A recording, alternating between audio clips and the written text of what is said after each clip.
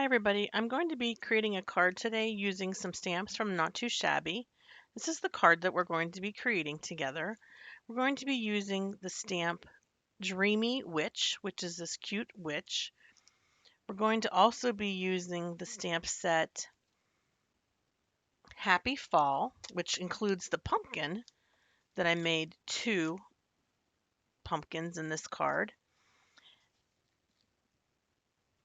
And then finally the stamp set called Critter Costume Party that I selected the cute little cat from for on top of my pumpkins.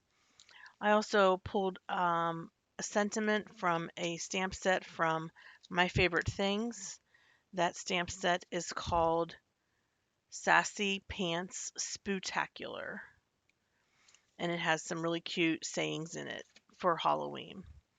And the sentiment I picked says, "You're my boo." So the first thing I did was I stamped my images that I'm going to be coloring out on some heavy duty cardstock. This is Accent Opaque 100-pound cardstock. And I'm going to color them in with my Ohuhu markers. I have this real pretty red color. This is number 15.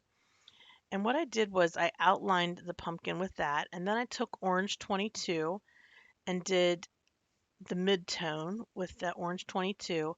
And then the final color I used was F04, which is a very bright, almost neon orange. And I liked it because I thought it did a really nice job of, just making these pumpkins really pop off the page.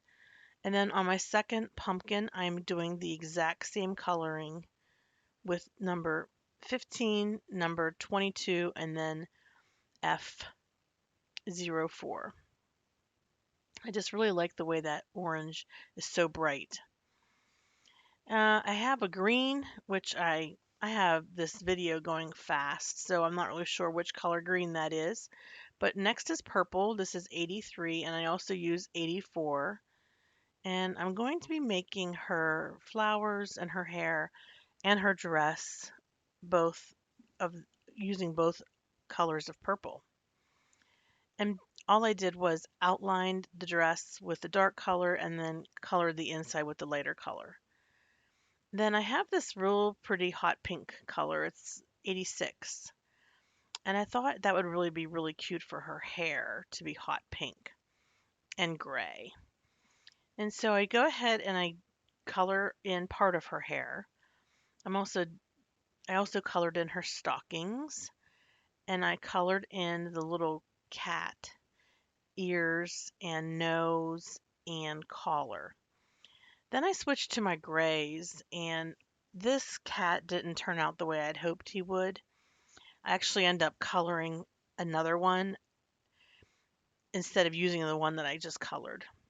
But I do have here, I do have one, instead of Ohuhu marker, this is a Copic marker that I use because it's a really light color of gray. I think it's, yeah, N0, so it's neutral gray 0, so it's very, very light.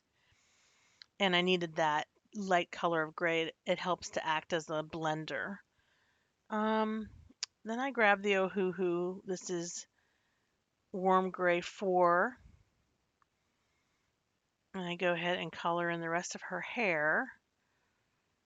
And the hat, I'm using this bluish gray. It's BG7. I like the blue gray. And that's BG5. But not on the cat. It doesn't work well on the cat. Like I said, I don't even use this cat. I mean, there's nothing wrong with the coloring of this cat, but it's not really what I had in mind. It doesn't match the cat that I had colored on my original card. So 26 is sort of like peaches and cream color, and I just went ahead and colored her face and hand with that.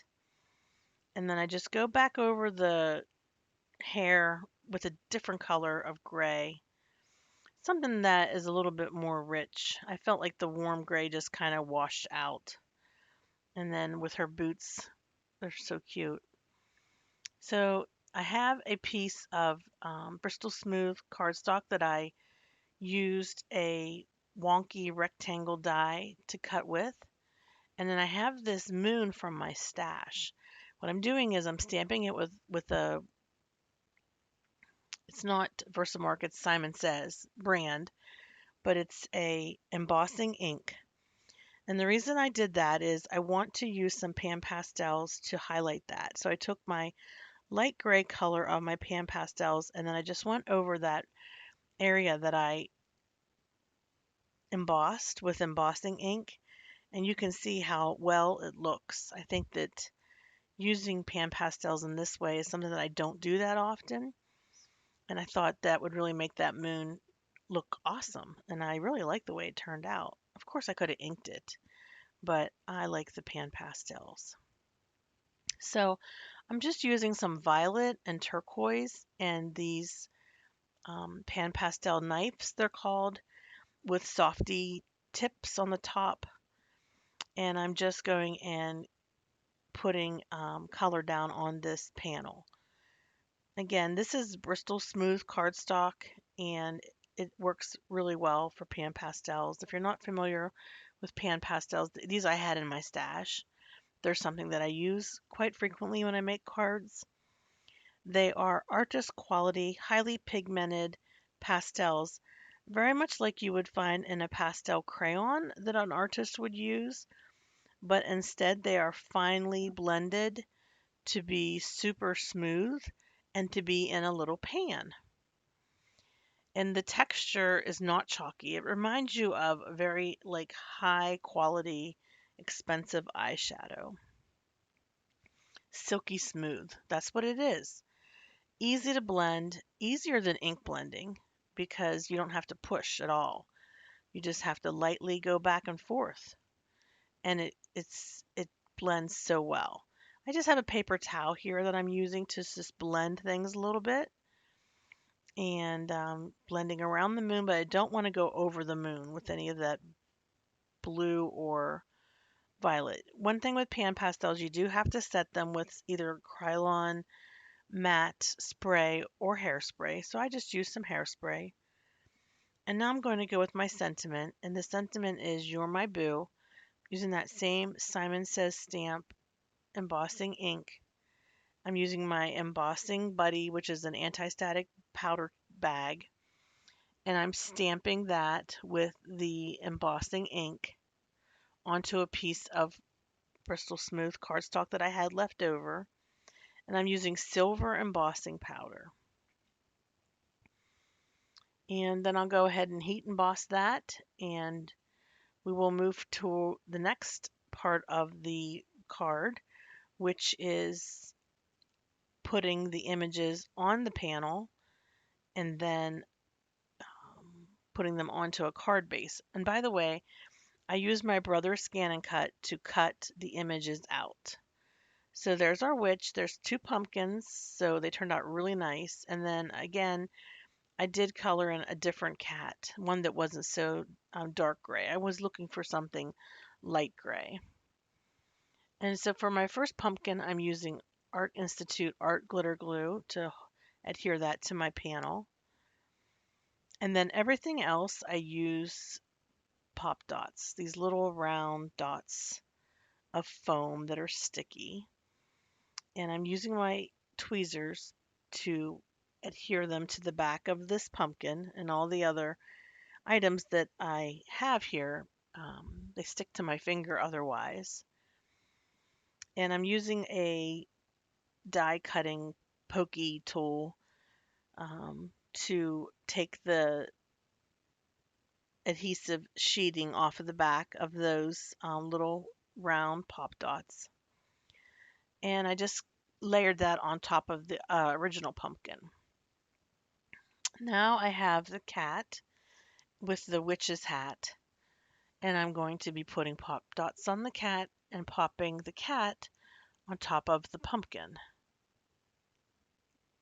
Just peeling the plastic backer sheet off of the pop dots and then tucking that cat right in on top of that one pumpkin.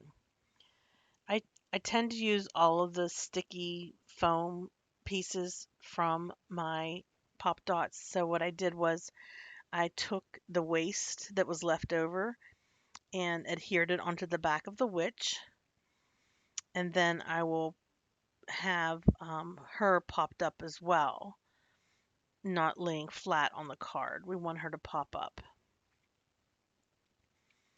And then I take the plastic backer off and I adhere her over top, like layered over top of that pumpkin. I think it looks really nice. The next thing I have is my sentiment. I'm going to grab my trimmer and I'm going to trim my sentiment so that it's not quite as big as it is from its original form. And this is just a tonic guillotine trimmer. Does a really nice job of making these sentiments nice straight strips of paper. I go ahead and grab the waste from the Pop Dots and cut a piece off and put that on the back of my sentiment, which says, "You're my boo." I think it looks really cool beside the moon because of the silver. When I take photos, you'll see at the end I have some still photos. Can't really see the sentiment very well, but that's what it says. I had some bats from a stamp set from my stash. I used VersaFine Clair Nocturne ink and I stamped the bats onto the card panel. And that's it. That's my card. I didn't even get a chance to tell you about Not Too Shabby. In the description box below, I will have a link to the Not Too Shabby shop, which includes a 10% discount. And there's free shipping on orders $35 or more. And there's a rewards program.